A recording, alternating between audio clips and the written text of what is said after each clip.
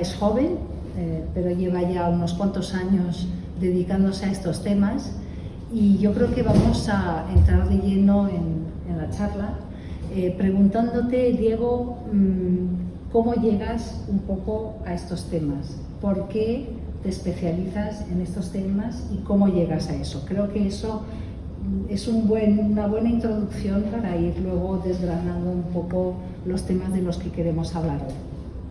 De acuerdo, una breve historia introductoria.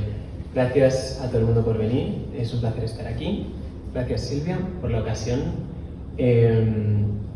Mi breve historia de cómo llego a la alimentación, no hay un momento de iluminación, no hay un momento en el que de repente todo cobra sentido, es más un largo proceso en el que se van vinculando conceptos y voy encontrando aquí un ámbito donde la acción puede tener el mayor impacto.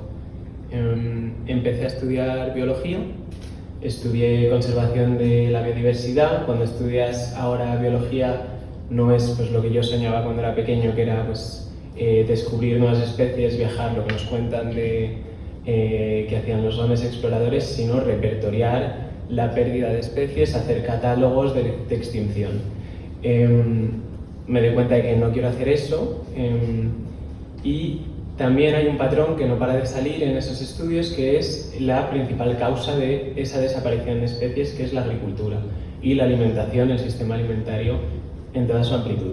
Por suerte, a mí que me encantaba comer y que me encanta comer y que es una parte central tanto de mi familia, que aquí veo, como de nuestra cultura, como de pues, lo que nos reúne alrededor de la mesa, en familia y entre amigos, por suerte no está todo perdido. Me doy cuenta de que, al igual que es la principal causa de muchos grandes problemas, también es una fuente muy poderosa de transformación social y permite alcanzar grandes cambios en nuestra sociedad, tanto a nivel pues, de acción climática, como de pérdida de biodiversidad, como de justicia social, como de bienestar, como pues, vivir mejor en este mundo. Entonces encuentro en la alimentación un poder de cambio, una palanca importante y me centré en eso.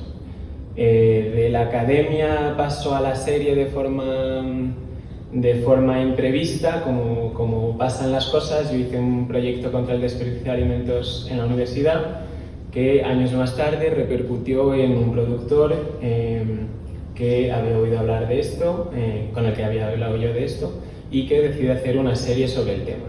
Con eso nos vamos por toda Europa, hacemos 2 temporadas, son 20 episodios, cada uno en un país europeo, y ahí pues hablo con chefs que son, pues, se han convertido un poco en superestrellas en la cultura popular por alguna razón y son un poco la voz de la gastronomía, que es una de esas facetas críticas de la alimentación y que nos puede llevar hacia otro tipo de alimentación. Pero no solo hay chefs, también hay agricultores, por supuesto, hay pescadores, hay artistas, hay emprendedores. Hay muchas ideas, muchos proyectos, mucha gente que ya se está dedicando a cambiar la forma en la que consumimos, la forma en la que producimos y que ya están creando pues, sistemas alternativos que son viables a sus escalas. Y ahí es cuando decido dejar la academia un poco más de lado, aunque sigo, esa reunión en la que estaba sigue siendo de ese mundo, pero entiendo que ya hay mucha evidencia, que ahora hablaremos de esto, muchos datos, muchas posibles vías. Lo que falta es acción, por supuesto, y entre esos 2 polos también falta que estemos todos en la misma página, que tengamos una visión común, una narrativa común. Y la serie pues intenta un poco que sea una narrativa de un futuro distinto de la alimentación deseable, positivo y que nos ponga a todos y todas en la misma página hacia un mismo objetivo. Y entonces, desde entonces me dedico y pienso en cómo podemos conjuntamente pensar en otro tipo de alimentación, otro tipo de agricultura que nos lleve a todos de la mano, que nos movilice, que nos motive, que queramos, que deseemos y que necesitamos realmente, pero que no va a ser un sacrificio en todos los sentidos. Si quieres, luego entramos. Yo creo que estaría bien utilizar algunos ejemplos, anécdotas de la serie, alguna de la que me acuerde o de la que te acuerdes tú, para ilustrar un poco estas experiencias o este conocimiento en el que te has convertido como divulgador, ¿no? Entonces, para situarnos un poco el contexto, ¿podrías darnos algunas grandes cifras sobre los desequilibrios que provoca la agricultura, no sé si llamarla intensiva o no ecológica o las dos cosas? Es complejo, hay mucho debate y mucha confusión, y lo vimos hace poco en una polémica. Si no te importa, te interrumpiré cuando hay alguna palabra que yo juzgue compleja y que entonces... Igualmente todo el mundo puede... Sí, efectivamente. Se puede interrumpir. Eso es. Se valora la interrupción. Yo lo llamaría, y hay muchas formas y yo también tengo mis dudas, cada cosa llama... la semántica es importante. Ahora mismo llamamos agricultura convencional a una agricultura industrializada, intensiva, basada en químicos. Habla mucho que lo llamemos convencional, por supuesto es convencional porque es la dominante, pero habrá que cambiar el lenguaje cuando podamos. Ahora mismo es la realidad. Entonces yo le llamo el sistema alimentario industrial, más que intensivo, que también, pero en general es un sistema industrial. A mí me gusta entenderlo desde la perspectiva histórica, o sea, la agricultura empieza en la Tierra hace 10.000 años. No es una casualidad que sea hace 10.000 años, es el principio del Holoceno, que es una ventana de estabilidad climática sin precedentes en la historia de la humanidad, en la que por fin podemos cultivar con unas estaciones que podemos planear el año que viene. La agricultura requiere ya no el día a día, sino una vista a años vista, ¿no? Entonces, en estos últimos 10.000 años, que es muy breve en nuestra historia, se desarrolla la agricultura, y en los últimos 100 años esa agricultura pasa a ser, y ya no solo la agricultura, sino todo el sistema, la distribución, la forma en la que comemos, un sistema industrializado. Lo que marca ese paso a la industrialización es que antes estaba basado, la energía que entraba en todo esto era solar. Pues las plantas recibían la energía solar, se convertía en carbohidratos, nosotros comíamos eso y los animales comían las plantas, luego nosotros comíamos a los animales. La energía que entraba era solar, una energía renovable. De repente, hace unos 100 años, un poco más, entran los combustibles fósiles. Entra el carbón, luego entra el petróleo, entra el gas natural y empieza a entrar en todas las partes del sistema alimentario, ya no solo en la agricultura, sino en el transporte, por supuesto, en la logística, en la distribución, en la producción, que lo tenemos menos en mente. Está por todas partes el combustible fósil. Y ya, ahora vuelvo a este tema, pero esto ya quiere decir que tenemos que cambiar la forma de producir, independientemente de que sea una elección, de que queramos, porque los combustibles fósiles están limitados, ¿no? Los fertilizantes químicos, de los que depende absolutamente la producción actual, el nitrógeno viene de una reacción con gas natural. El fósforo y el fosfato viene de minas que también se extraen pues, con maquinaria, con diésel, que el diésel además es uno de los combustibles que más escasos tenemos. El sistema alimentario ahora mismo es completamente petrodependiente. Esto lo hace, por supuesto, pues tiene un gran impacto en el cambio climático. Es ahora responsable de 1/3 más o menos de las emisiones de gases de efecto invernadero. Y esto es una pena, porque además es un sistema que podría absorber carbono, en teoría, y a pequeña escala lo hace. Y sin embargo, es una de las mayores industrias más contaminantes del mundo por este paso de energía solar a energía fósil. No solo cambio climático, también pérdida de biodiversidad. Lo que hablaba antes es el principal motor de la destrucción de ecosistemas y de la pérdida masiva de especies que estamos presenciando actualmente. Tanto por deforestar, cortar bosques y reemplazarlo con cultivos. Ahora mismo ocupamos 40% de la superficie terrestre, sin contar los polos y los glaciares, con agricultura. Ya no solo es deforestar, sino que es poner monocultivos, que es también una invención de los últimos 100 años con la industrialización. Antes de eso no era posible, no se sostenía un monocultivo. pues esa homogenización del paisaje también es mala para las especies. Los pesticidas, por supuesto, bueno, tienen muchos impactos en la biodiversidad, no me alargo por no entrar mucho en tecnicismos, pero tristemente podría ser un sistema que nos permita regenerar paisajes, que nos permita absorber carbono, y es todo lo contrario. Ahora mismo es un gran motor de cambio climático y de... Sí, la pregunta era grandes cifras. Has hablado del 40% de 10.000 años, 40% de la superficie terrestre que ocupamos. Podríamos hablar de millones de habitantes. O sea, la agricultura actual, ¿a cuántos millones de habitantes tiene que alimentar? Y si es posible con este cambio climático, no sé si hay estudios que se pueden citar en ese sentido, o si te pongo en un aprieto con esta pregunta, bueno, seguro que... ¿Qué va? Me pones en mi salsa. A ver, ahora mismo somos 8.000 millones de personas en la Tierra. Sí. Hace poco que llegamos a las 8. Se prevé que para mediados de siglo seremos unos entre 9 o 10.000 millones de personas, y para final de siglo ya no sé si 10, 11.000 millones, según natalidad y tantas cosas. Hoy en día ya producimos suficiente comida como para alimentar a 9.000 o incluso 10.000 millones de personas. Lo que pasa es que tiramos a la basura 40% de la comida que producimos. Entonces, cuando nos preguntamos cómo vamos a poder alimentar a 2.000 millones de personas más, si actualmente ya hay unas 800 millones de personas que no tienen un acceso constante a una dieta variada y sana, ¿cómo va a ser posible? ¿Qué vamos a tener que hacer? Ahí está el gran debate del futuro de la alimentación.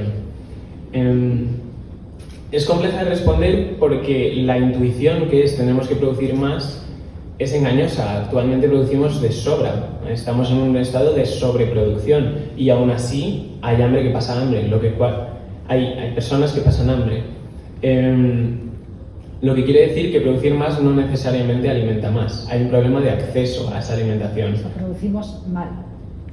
Bueno, no es que producimos un poco mal, sí, pero también no producimos... Se puede derivar en, ¿no? No producimos para alimentar, producimos... El alimento no es... O sea, la comida que producimos no está concebida como alimento que tiene que alimentar, sino como una mercancía.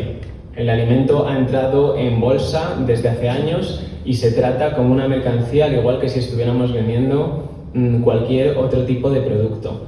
Está en la bolsa, está sujeto a especulación. Las grandes crisis alimentarias, más que de falta de producción, han tenido que ver con la especulación, aunque hay muchos factores, pero también la dependencia, por ejemplo, del precio del petróleo, que está en todo el sistema alimentario, también influye en crisis alimentarias. Entonces, si producimos más, vamos a agravar este sistema, y de hecho no podemos producir más. No podemos producir más porque este sistema ya ha erosionado mucho los suelos, ya están las aguas demasiado contaminadas, queda muy poca biodiversidad. Si acabamos con ella, los rendimientos van a caer. O sea, vivimos todavía en la ilusión de que podemos producir aún más.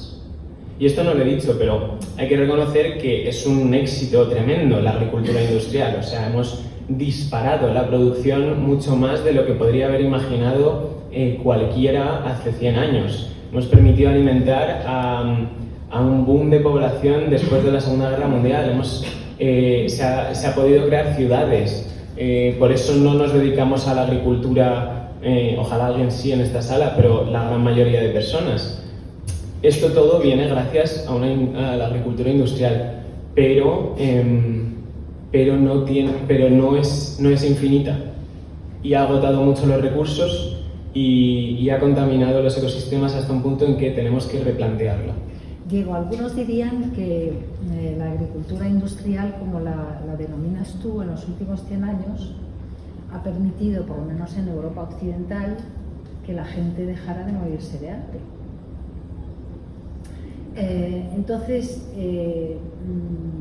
al margen de que la alimentación, los alimentos se traten como una mercancía. ¿Cómo cambiamos el chip ahora para difundir ese conocimiento, difundir una nueva creencia de que si dejamos de producir no me va a faltar? Me estoy acordando de la pandemia, que de repente nos quedamos todos confinados y se quedaron los supermercados vacíos, ¿no? ¿Cómo hacemos esto? Obviamente poco a poco, pero ves un poco lo que quiero decir, o sea, ¿cómo invertimos las creencias, ¿no? Que son ya casi atávicas, porque 100 años es mucho tiempo? Sí. Sí, y además es que ya, o sea, yo por ejemplo no he conocido otro campo que el convencional, yo no conozco más que un monocultivo, veo un monocultivo y hasta hace poco pensaba, un campo, ¿no? Qué bonito. Te emocionas. Claro, claro.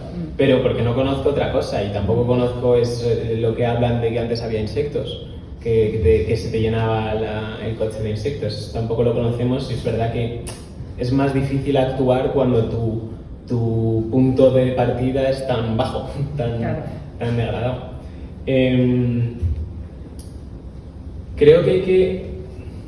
O sea, es muy complicado, pero tenemos que pensar en... Si dependemos, por ejemplo, la guerra de Ucrania, dependemos de que Ucrania producía nuestro trigo, ¿cómo nos hacemos más resilientes tanto al cambio climático, como a todas las migraciones que vienen del cambio climático, como a futuros conflictos, que cada vez hay más y que en muchos casos también vienen determinados por falta de recursos, agua? Pues es relocalizando nuestro sistema alimentario. Actualmente producimos unas cosas, las vendemos y compramos las mismas.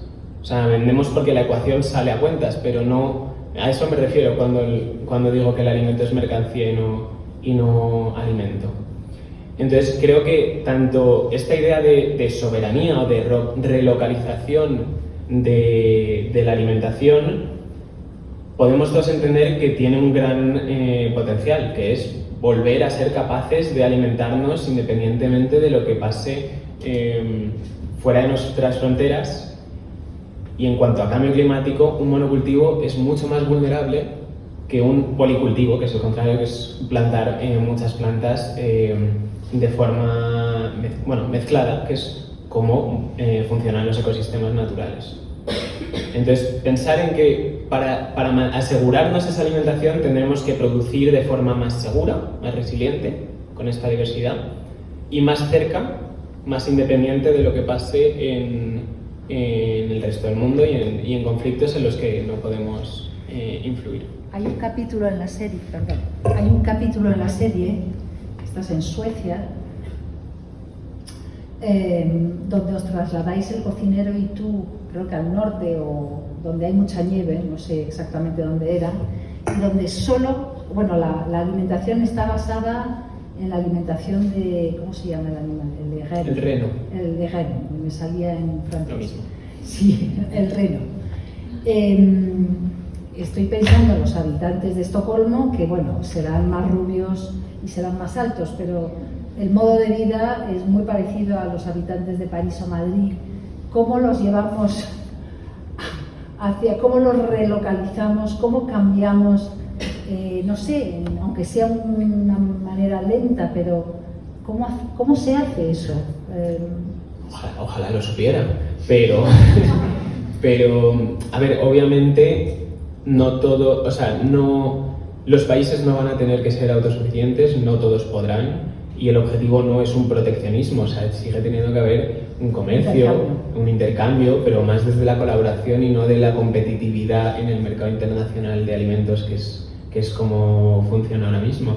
Si el paisaje solo es capaz de producir un alimento que es carne de reno, pues esa es la alimentación que tendrá sentido ahí. Si la demografía no permite que eso sea la dieta total, pues habrá que importar también. Bueno, justamente Escandinavia es un gran ejemplo de cómo a través de la gastronomía, de los chefs, tienen el mejor restaurante del mundo desde hace muchos años, el Noma, que ha creado una nueva ola gastronómica que justamente lo que pone en valor es el producto local y la tradición. Antes en Escandinavia pues se valoraba mucho la cocina francesa, la mediterránea, todo era importado, y de repente, después de esta ola que viene desde la gastronomía, no necesariamente vendrá de ahí en todos los casos, pero en este caso sí, se empieza a valorar el producto local y la tradición, o al menos la gastronomía que había antes, y se cambian los patrones de consumo hacia eso. ¿Cómo ves el futuro de la alimentación? ¿Cómo debe responder la agricultura o el sistema productivo? ¿Cómo debe ser el futuro? Así, a grandes rasgos. No te pido una solución, obviamente, si no lo sabe el ministro de Agricultura o los ministros de Agricultura, probablemente no... A ver, hay tendencias, está claro. Por eso. Hay tendencias y luego hay contratendencias, pero las hay más fuertes y el ministro sabe cuáles son, porque también se determinan esas tendencias. Ahora mismo cada vez hay menos agricultores. La edad media del agricultor está entre 55 y 60 años en España, o sea, está a punto de jubilarse. En 2030, 60% de los agricultores actuales se van a jubilar.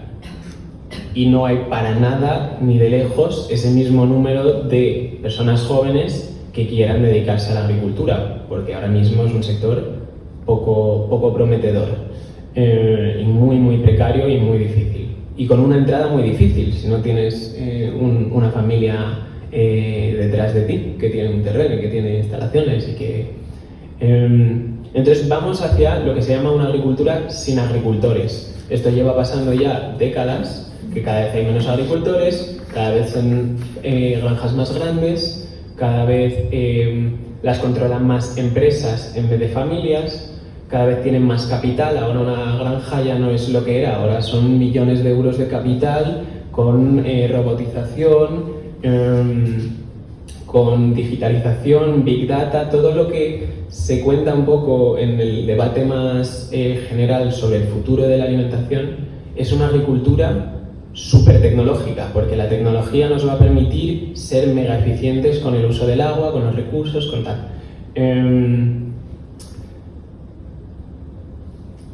Pero ese tipo de agricultura es la que llevamos practicando todo este tiempo, solo que mucho más agravada, y que justamente pierde lo que hablábamos, la soberanía alimentaria, que es pues nuestro derecho a decidir qué queremos producir, cómo queremos producirlo, cuánto queremos pagar por ello. Ahora mismo quien determina el precio de la comida pues son grandes grupos de la industria alimentaria que controlan cada vez más la agricultura, el sistema alimentario. Y por suerte hay una tendencia que es pues proyectos de agroecología, proyectos de permacultura, agricultura biodinámica, o sea, hay mil términos, agricultura ecológica, agricultura orgánica. La orgánica, por ejemplo, es un gran ejemplo de algo que se inició como un movimiento muy nicho en Estados Unidos después del movimiento hippie, y que de repente se ha institucionalizado. Ahora es una pedazo de industria, la agricultura orgánica. Lo que pasa, y podríamos pensar que es un éxito y que cada vez hay más agricultura orgánica, lo que pasa es que lo que ha hecho es adaptarse a la industria, y con ello ha perdido grandes esencias reformistas que tenía el movimiento inicialmente y que ahora lo tienen los movimientos más nichos, que son tipo la agroecología. ¿Qué perdió? Pues en vez de producir con fertilizantes y pesticidas, que es la diferencia entre orgánico y convencional, pues vamos a producir con fertilizantes orgánicos y pesticidas orgánicos. Vamos a importar del otro lado del planeta, da igual, pero al menos el producto es orgánico. Vamos a emplear una mano de obra precaria, con inmigrantes mal pagados, pero en granjas orgánicas. Entonces, es un caso de éxito si lo vemos como cada vez hay más superficie que se produce sin pesticidas ni fertilizantes, pero ha perdido la esencia, que era cambiar todo el sistema alimentario y alimentarnos de otra manera. Y luego están pues esos pequeños proyectos que sí que tienen toda esa esencia, ese fuego reformista, pero que son muy pequeños, que son muy precarios. Hay muchos. Yo con la serie he tenido la suerte de ver muchísimos, y lo bonito también es darte cuenta de que no solo lo hay en Suecia, un país rico con una población pequeña y que puede permitirse estas cosas, sino que lo hay en España y lo hay en Portugal y lo hay en Hungría y lo hay en Polonia. Hay proyectos que están cambiando la forma en la que producimos y nos alimentamos en todas partes. Hay un pedazo de multiplicación de estos sistemas. ¿Cómo pasamos de esa multiplicación de pequeños actores y pequeños sistemas a otra escala? Ahí está la gran cuestión. ¿Crees que los poderes públicos deben empujar, las administraciones locales o nacionales? ¿Crees que es posible hacer un cambio de chip sin ese cambio de cultura? Porque es un cambio cultural también, ¿no? Hay que actuar desde muchos ángulos. Cultural, sin duda, y en eso es donde me centro, pero los poderes públicos tienen un poder tremendo y, sobre todo, este cambio no es posible sin una intervención pública importante. Ahora mismo la agricultura solo es viable en Europa por la PAC. La PAC es la Política Agraria Común de la Unión Europea, que es 1/3 del presupuesto de la Unión Europea que subvenciona la agricultura. Sin la PAC no hay agricultura. Lo que pasa es que la PAC subvenciona la agricultura convencional y el sistema actual. Si la PAC, pero esto ya me pongo en una teoría porque la realidad es que no está en la mesa de debate algo tan transformador, pero si la PAC decide cambiar hacia estos sistemas con el presupuesto, con el volumen que tiene, se hace. Hombre, hay una reestructuración tremenda del sistema alimentario, muy compleja, pero con un apoyo público eso es posible, porque realmente es lo que sostiene ahora mismo el sistema alimentario. Sí, me estaba acordando de dos cosas al oírte hablar, así te hago descansar un poco.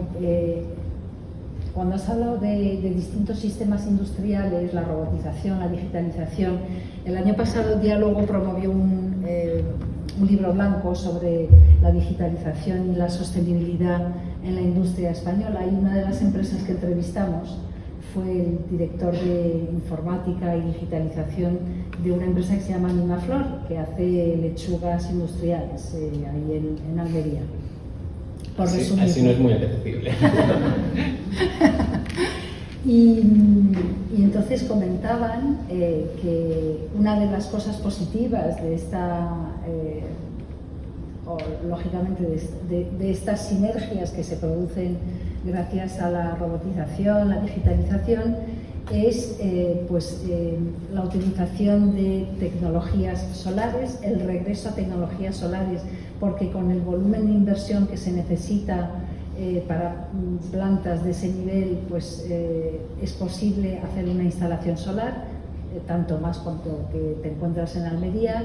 Utilizan drones para vigilar los factores climáticos, etcétera. Entonces entiendo que lo que tú preconizas no es incompatible con la utilización de estos sistemas un poco modernos, ¿no? para esto. Lo que pasa que obviamente lo que sería necesario sería hacerlo a otra escala y que se combinaran un poco todas las posibilidades, ¿no?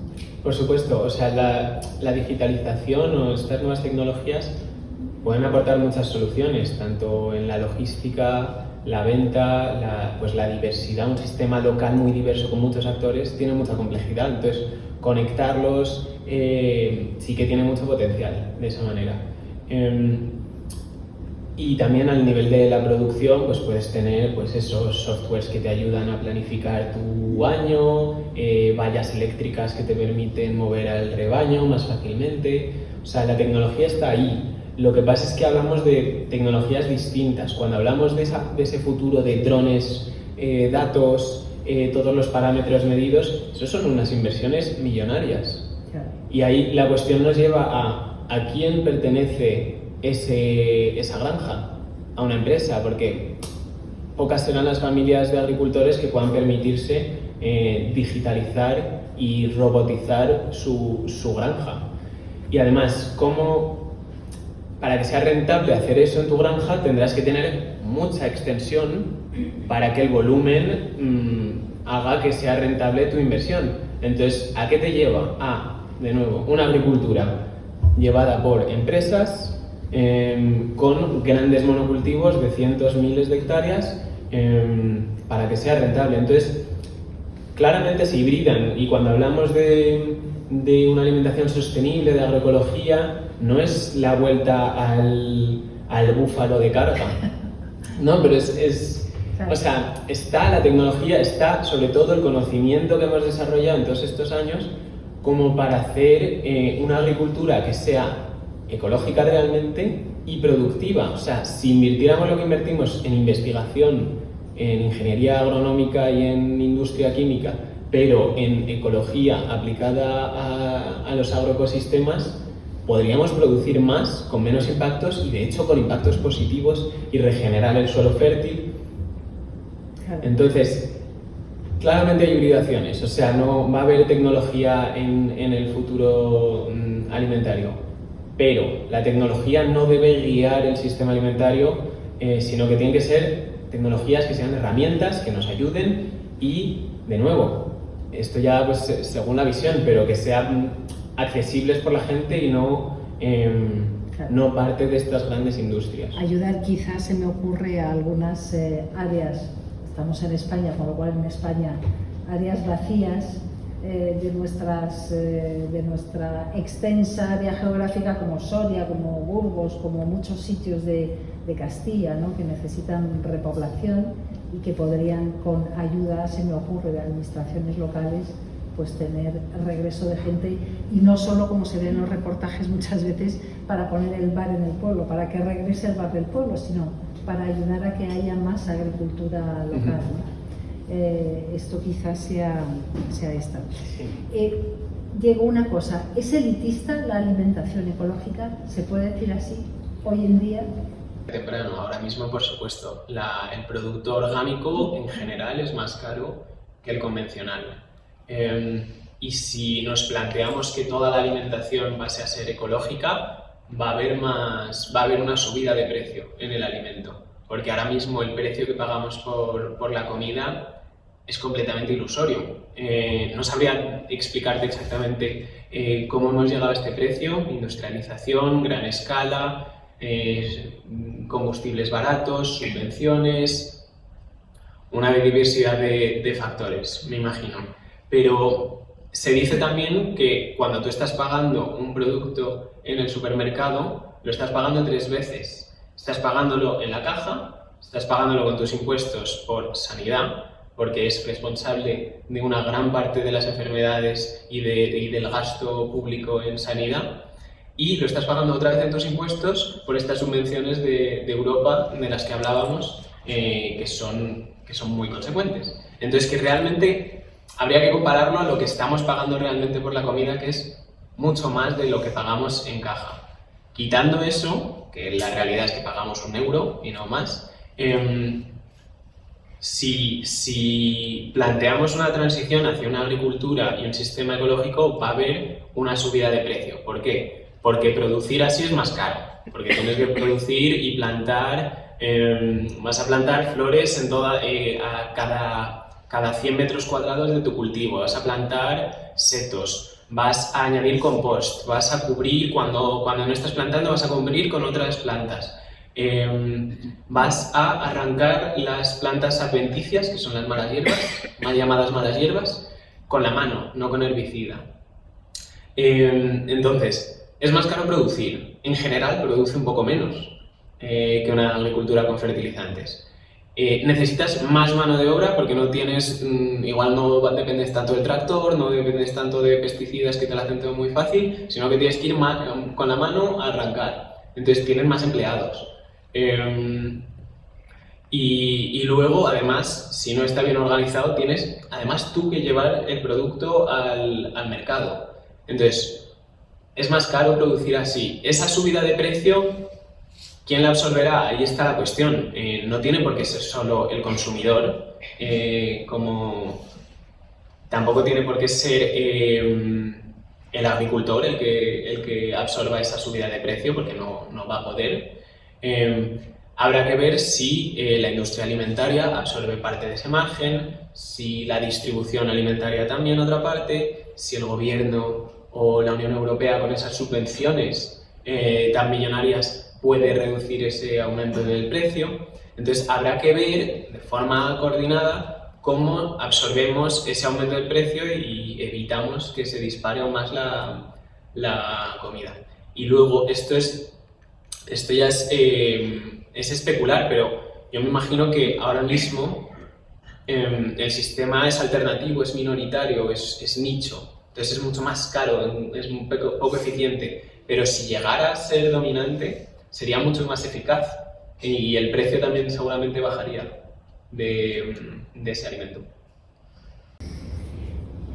En el caso de que llegáramos precisamente a producir de forma ecológica,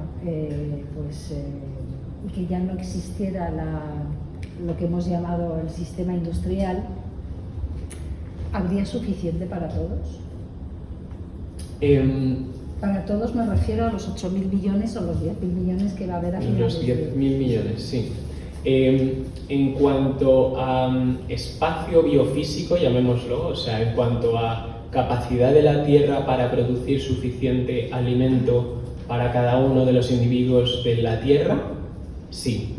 Se puede producir de forma ecológica y alimentar a todo el planeta. Diego, incluso en sitios como el Sahel, Mali, Etiopía...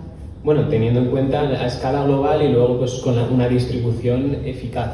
Lo que pasa es que, como hemos visto, la distribución hace que ahora mismo se desperdicie 40% de esa comida, claro. Y de todas formas, muchos de estos países podrán producir más con la agricultura ecológica que con una agricultura convencional, tarde o temprano, porque la agricultura convencional erosiona los suelos, es muy vulnerable a la sequía, muy vulnerable a las plagas. Esos países, en contexto de cambio climático, más calor, más sequía, más plagas, mejor estarán adaptados si tienen una agricultura diversa, que regenera el suelo. Aquí hablo desde no lo práctico, pero esos países, yo creo que su camino con más potencial también está en esta agricultura, que es mucho más resiliente. ¿Qué papel juega? Porque acabamos de hablar del Sahel, de sitios donde no hay agua, ¿no? España. España también está muy... ¿Qué papel juega el agua? ¿Se pueden recuperar los terrenos erosionados por tanta agricultura intensiva? ¿Cuánto tiempo se necesita? Estoy pensando también en Brasil, donde se cortan árboles para ganadería o para agricultura intensiva, o en California, donde los incendios que ha habido, o incluso en Canadá, no son ajenos a los cultivos de almendras de miles y millones de hectáreas que hay. El agua es nuestra cuestión principal en los años que vienen, en España en particular. Estamos en un gran proceso de desertificación del paisaje. La desertificación es el paso de un paisaje hacia un desierto, ¿no? Pero no viene solo con el cambio climático, no viene solo con que haga más calor y llueva menos, sino con lo que dices, la erosión del suelo, el haber sobreexplotado y dejado sin materia orgánica el suelo tras años y años de agricultura intensiva. Ahora mismo se estima que 80% de la superficie cultivada en la Tierra está en proceso de degradación. Está perdiendo carbono, está perdiendo materia orgánica, está desertificándose. Existen técnicas para regenerar esos suelos. Tú puedes coger un terreno degradado hasta cierto punto, o hasta cierta inversión más bien, y puedes regenerarlo y volver a traer vida y llenar el suelo de una capa de humus, de tierra fértil, y puedes incluso traer de nuevo la biodiversidad. Y eso es una de las grandes ilusiones y también lo que nos motiva a trabajar en esto, a luchar por esto, porque quiere decir que no está todo perdido, que podemos coger lo degradado y devolverlo a la vida. Entonces, esas demostraciones es lo que nos da la ilusión de que hay un camino mucho más prometedor y además posible. La transición es difícil, es costosa, sobre todo cuando llevas años dedicado a la agricultura intensiva. Si de repente paras y te pones a producir en ecológico, tienes unos años fatales primero, porque tu suelo lo has dejado vacío, no tiene materia orgánica. Entonces, si no le das fertilizantes a lo que ya le has acostumbrado, no produces nada. Entonces hay un proceso difícil de transición, y ahí también pues hará falta una ayuda pública a todo agricultor que quiera hacer una transición, pues que le permita abordar los costes de esa transición, que al principio van a ser elevados. No hablemos de conocimiento, de prácticas, de todas esas cosas. Y luego una anécdota que a mí me marcó de la serie es en Turquía. Estábamos en el sureste, a los bancos del río Tigris, en una ciudad que se llama Diyarbakir, y ahí es la cuna de la agricultura, la primera cuna de la agricultura en la tierra.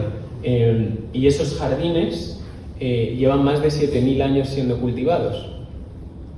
Y estaba yo ahí en un vergel de frutales diverso, con una tierra fértil, oscura quiere decir materia orgánica, y claro, eso es una demostración visible, práctica, de que puedes cultivar tierra durante 7.000 años y mantener un ecosistema sano, diverso y productivo. Es una demostración como nunca he visto yo. Y eso también pues mantiene esa ilusión de decir, podemos seguir alimentándonos otros 10.000, otros 100.000 años, simplemente de otra manera. Fascinante. Mientras te piensas alguna otra anécdota de la serie que te voy a preguntar, me gustaría que si alguno tenéis alguna pregunta, nos lo dijerais, porque nos quedan 10 minutos. Sí, pues adelante. Hola.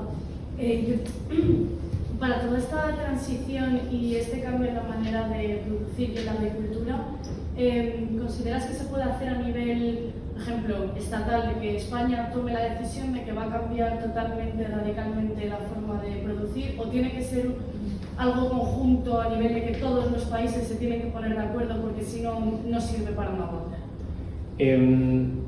Gran pregunta. En España en concreto, siendo un país miembro de la Unión Europea, tiene que venir de Europa. O sea, el poder de la agricultura nace primeramente en Europa. Y por mucho que España tuviera una posición positiva frente a esa transición en Europa, que absolutamente no la tiene, no sería capaz de cambiar ese sistema. Ahora mismo casi todos los países en Europa, por no decir todos, son contrarios a todas esas políticas que permitirían una transición. Dejando eso de lado, seguro que España tiene el poder de hacer grandes cambios. O sea, muchas veces también muchas de las medidas de la Unión Europea las aplica el país con una estrategia propia, y sí que podría dedicar más fondos a X tipos de producciones o poner más restricciones ambientales. Luego también habría que ver cómo se deriva eso a las escalas de comunidades, a las escalas locales. Ahí me meto en terreno farragoso, o sea que prefiero quedarme fuera, pero no tendría poder de transformar el sistema alimentario de España para nada. Porque además, ya más allá de Europa, hace parte de un sistema globalizado, con unos intercambios y unos acuerdos internacionales contingentes con otros países, con Mercosur, con América Latina, y no puede hacer lo que quiera, no puede desvincularse de esos acuerdos de repente. Entonces, es difícil. O sea, la distribución del poder en este cambio es un gran desafío, y tiene que venir eso, como dices, de una acción concertada. Gracias. ¿Alguna pregunta más? Sí. Sí. Perdón, adelante. ¿Te puedes presentar? Porque no le he preguntado, pero... Bueno, sí, mi nombre es Alejandro. ¿Qué papel juega la ganadería en estos cambios? Porque al final los animales comen, y con la producción también ganadera, supongo que no sé cómo se correlaciona. Sí, demonio.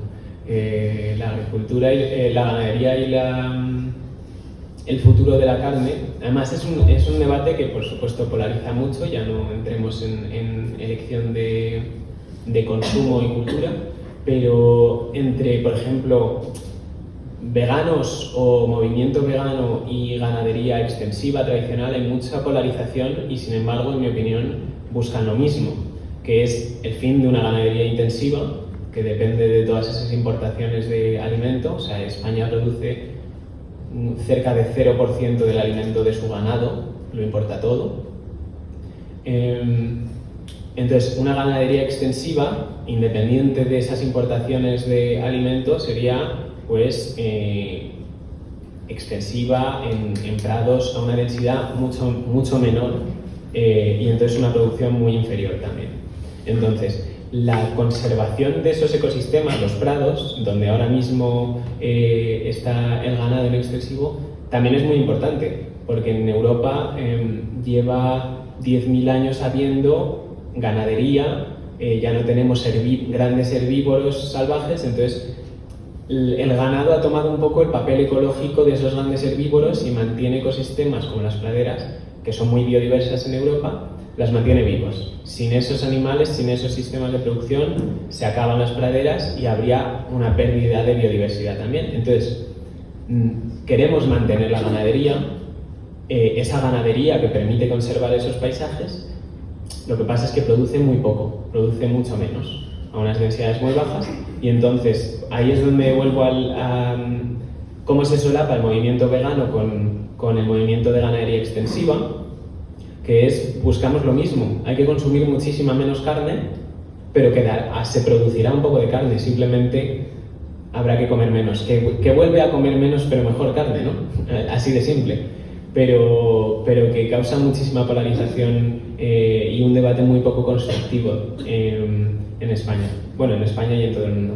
Pero es una cuestión clave. Algo que no he dicho antes, cuando me has preguntado sobre el potencial de alimentar al planeta con una agricultura ecológica.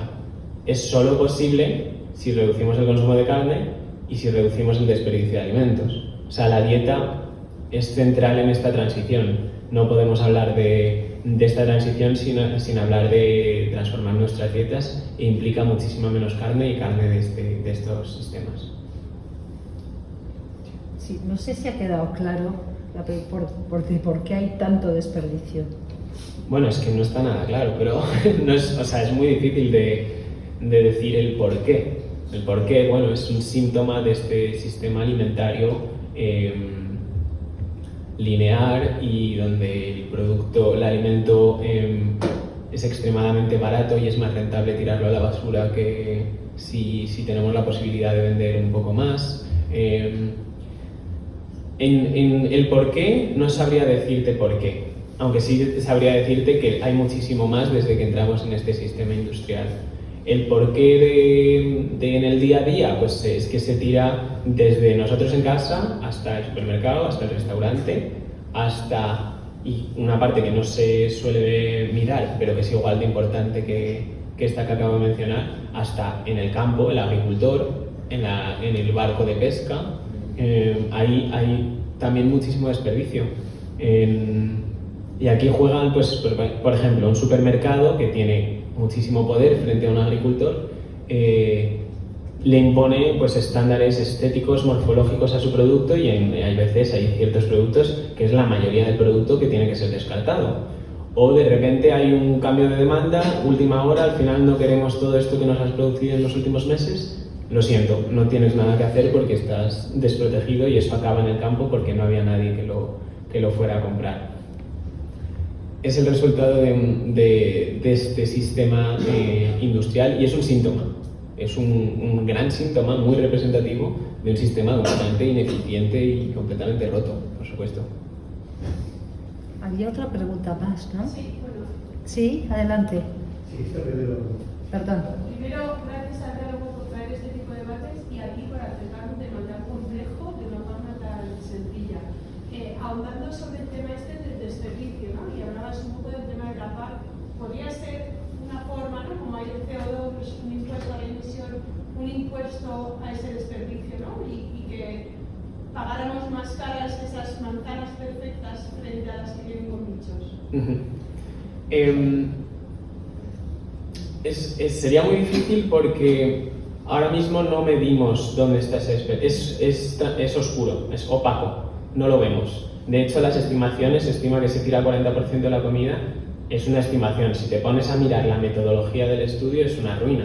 Son estimaciones porque nadie pesa su basura en casa, nadie va a los campos a medir todo lo que se ha tirado. Entonces, hay ciertos países que lo han medido un poco más, hay ciertos países, bueno, se puede extrapolar y sacamos esos datos. El caso es que no hay ningún tipo de control, monitoreo, transparencia en el desperdicio. Es invisible. Lo más cercano, digamos, es una nueva ley que ha sido aprobada en España y que se precede de una ley en Francia, en 2016, y otra ley en Italia, que es la primera ley contra el desperdicio de alimentos. Lo que pasa es que esa ley se llama Ley de Prevención y Reducción del Desperdicio de Alimentos. Lo que pasa es que la parte de prevención está de decoración, porque no hay ningún tipo de medida para prevenirlo. Hay medidas de decir, vale, si tú vas a desperdiciar esto, para una estructura grande como un supermercado de más de 3.000 metros cuadrados, etcétera, etcétera, tienes que donar el alimento. Vale, ya es una victoria. Eso que antes iba a un contenedor ahora va a ser donado a un banco de alimentos. Y si no puedes donar, puedes hacer otras cosas y otras cosas. Pero no se reduce el desperdicio. Y luego también, pues, igual si todos los supermercados se ponen a donar toneladas de alimento, igual no hay la infraestructura y los bancos de alimentos que puedan recibir todo ese volumen. O sea, es una medida con poco potencial en ese sentido. Y además esa ley tampoco obliga a medir y monitorear el desperdicio de alimentos, o sea que seguiríamos en la misma invisibilidad que tenemos hasta ahora. A ver cómo te contesto. Yo creo que, de hecho, o sea, hay que reconocer, por supuesto, ese problema, pero hay también que reconocer el problema opuesto, que es que nosotros también exportamos gran parte del producto con igual calidad mejor, sanitaria, ambiental, sin duda, pero que también causa muchos problemas este libre mercado que tenemos, invasión de productos subvencionado europeo muy barato en mercados que acaba con muchos agricultores. Eso era antiguamente, hoy en día no se puede, porque hay que pagar cash, no en especie. Necesitamos cash. Estas grandes regulaciones que hacen los países están poniendo a nivel internacional. Eso era el programa de los americanos que colaron sus maíces. Ernesto, perdona, pero no nos da tiempo a debatir más. Es que nos echan de la biblioteca. Hay que hacer las donaciones cash. Nosotros... Vale, bueno, esto se me escapa, entonces no me meto ahí. Pero, no sé, yo creo que seguimos en la mentalidad de la competición entre países por un mercado global. Y va de la mano de las soluciones de las que hablamos con la soberanía alimentaria. Cuando produzcamos localmente y busquemos un sistema alimentario hecho para alimentarnos lo máximo soberanamente, pues estos problemas se reducirán. Diego, perdón, como no vamos a resolver este tema ahora, dime de la serie, de los países, más que de la serie, de los países en los que has estado, ¿dónde comiste más rico? En Grecia, sí. ¿Con el chef fue? Con el chef fue espléndido, y con la gastronomía griega, que es un arte culinario hecho con el producto mediterráneo que no había yo saboreado hasta estar ahí. Vamos, he comido bien en todas partes, también hay que decir que yo como bien o sea, que a mí me gusta absolutamente todo. Pero Grecia se quedó para siempre en mi memoria. Muy bien, pues la verdad es que ha sido muy interesante. Me gustaría darte este aplauso.